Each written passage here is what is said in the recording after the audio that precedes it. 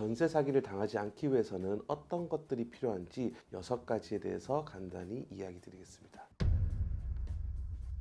첫 번째, 잔금일 이전에 매매 계약을 할 경우 임차인의 동의를 구한다. 만약 이를 어길 경우 종전 소유자도 임대차 보증금 반환 의무가 있다라는 내용을 특약사항에 반드시 기재해 놓는 것이 좋을 것 같습니다. 그 이유는 매매 계약 체결 전, 후 사이에 임대인이 바뀐다는 것은 내가 기존에 임대차 보증금을 어느 정도 보장받을 수 있는지에 대한 내용이 달라지는 것이기 때문에 반드시 임차인의 동의를 얻도록 특약사항에 넣었을 경우에는 중간에 종전 소유자가 새로운 매수인에게 판매를 하려고 하더라도 그 내용을 반드시 임차인에게 알려야 되고, 임차인은 새로운 소유자가 정말 아무런 문제가 없는지에 대해서 그 내용을 확인할 수 있기 때문에 이러한 내용은 반드시 기재해 놓는 것이 좋을 것 같습니다. 두 번째, 다세대 주택이나 아파트 시세 등 내가 임차할 물건에 대한 시세를 반드시 확인해 보자. 보통 임대차 계약을 체결할 때 보증금이 얼마냐, 월세가 얼마냐 이것만 확인을 하는 경우가 많습니다만, 보증금이나 월세는 기본적으로 아파트나 다세대 주택의 시세와 연동이 되는 경우가 있습니다. 보통 전세는 매매가의 70에서 80%가 되는 경우가 많죠. 그러다 보니까 최근과 같이 갑자기 부동산 가격이 하락하는 경우에는 한 번씩 전세가가 매매가를 역전하는 경우도 발생할 수가 있습니다. 따라서 공인중개사에게 내가 임차하고자 하는 물건과 비슷한 최근의 매매 거래가나 가격이 떨어졌을 때 얼마 정도의 거래가 되는지에 대한 내용을 반드시 물어보도록 하고, 공인중개사에게는 그러한 자료에 대한 객관적인 자료를 요청하도록 하는 것이 좋습니다. 그래서 만약에 최근과 같이 갑자기 부동산 가격이 떨어져서 내 전세 보증금이 매매가보다 많아지는 경우를 방지할 수 있기 때문입니다.